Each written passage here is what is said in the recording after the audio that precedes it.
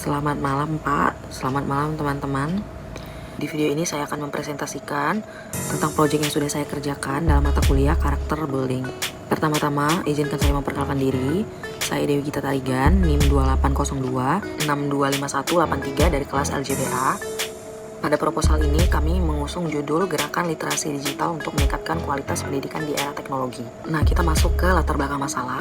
Jadi ada 3 masalah utama yang kami rampungkan dalam proposal ini. Masalah yang pertama yaitu tantangan serius di mana Indonesia masih berada di peringkat bawah PISA 2022 dalam literasi, matematika, dan sains. Terus yang kedua itu ada kesenjangan digital. Nah, maksudnya apa? Jadi kita temukan ada gap yang signifikan antara wilayah perkotaan dan pedesaan. Selanjutnya yang ketiga itu, dan yang terakhir, transformasi digital, di mana di masa yang sekarang ini, di abad ke-21, si siswa itu udah harus bisa menguasai literasi digital sebagai keterampilan gitu. Di sini juga saya sudah tampilkan sedikit data yang mendukung ini, yaitu data Indeks Masyarakat Digital Indonesia atau IMDI dari tahun 2022 sampai 2024. Bisa dilihat sendiri, ini itu sebenarnya masih di level menengah dan belum optimal. Nah, apa sih yang mau kita tahu dalam proposal ini? Jadi, kami ada merumuskan 5 rumusan masalah. Pertama, bagaimana kondisi literasi digital siswa di Indonesia dalam menghadapi tantangan pendidikan abad ke-21. Yang kedua, apa aja faktor yang menjadi penghambat dalam implementasi literasi digital ini dalam sistem pendidikan Indonesia. Yang ketiga, gimana sih strategi efektif mengintegrasikan nilai-nilai Pancasila itu dalam program literasi digital. Yang keempat, bagaimana membangun kolaborasi antar sekolah, masyarakat, dan pemerintah. Dan yang kelima, bagaimana dampak program literasi digital ini bagi peningkatan kualitas pendidikan. Selanjutnya kita masuk ke metode penelitian yang kami gunakan. Dalam penelitian kami memakai 2 metode pengumpulan data, yaitu yang pertama wawancara. Nah, narasumber pertama yang kami wawancarai itu adalah Rahmat Budiman, yang berprofesi sebagai tenaga harian lepas. Yang kedua yaitu Nur Halija, Yohana, dan Yasinta sebagai ASN. Dan yang terakhir ada Dr. Dimas Yudhistira Nugraha sebagai akademisi BINUS yang sekarang menjadi Head of Digital Business di BINUS Medan. Setelah itu kami mengadopsi studi literatur dari penelitian terdahulu. Oke, masuk ke hasil temuan lapangan yang pertama. Jadi kami temukan temuan utama dari wawancara dulu nih. Kami dapatkan yang pertama itu ada ketimpangan akses teknologi. Jadi terdapat kesenjangan signifikan antara wilayah, yang dimana sekolah di daerah terpencil itu masih terbatas fasilitasnya dibandingkan sekolah yang di kota.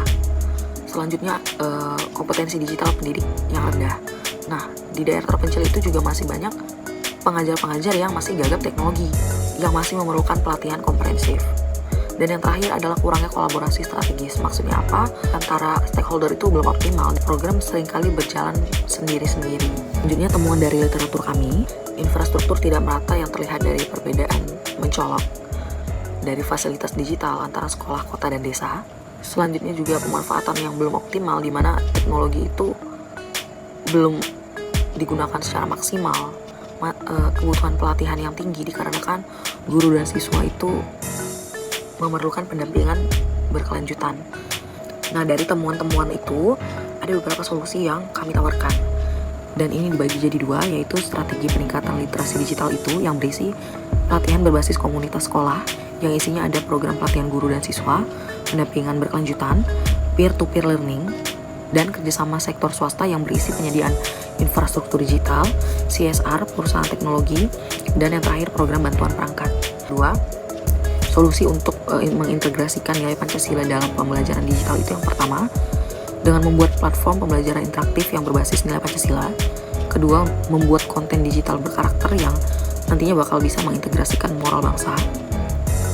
Ketiga yaitu kolaborasi digital yang menerapkan gotong royong dan diskusi online atau forum yang demokratis dan beretika. Setelah mengerjakan proposal ini, jadi dalam pengerjaan dari bab 1 sampai bab terakhir, ada beberapa refleksi yang bisa saya share. Yang pertama yaitu berpikir kritis yang terasa, yang maknanya saya sebagai mahasiswa tidak boleh sembarangan menerima informasi. Setelah itu harus juga menggali kebenaran datanya dulu secara mendalam, dan kita harus memahami konteks di balik angka dari statistik untuk di bagian latar belakangnya. Terus juga nilai-nilai yang saya bisa pelajari yaitu gotong royong dalam tim ini. Jadi tiap-tiap tim itu dimanfaatkan kelebihannya, Terus kerjasama juga bukan berarti selalu setuju. Jadi adanya perbedaan pendapat itu justru memperkaya hasil gitu. Yang selanjutnya yaitu anti korupsi di akademik, yaitu apa? Terus menyajikan data secara jujur, tidak dimanipulasi untuk terlihat baik, dan harus berintegritas dalam penelitian.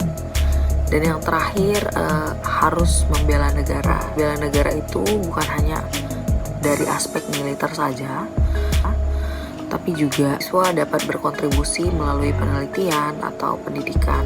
Jadi sekian video penjelasan dari pengerjaan tugas kelompok saya. Terima kasih dan selamat malam.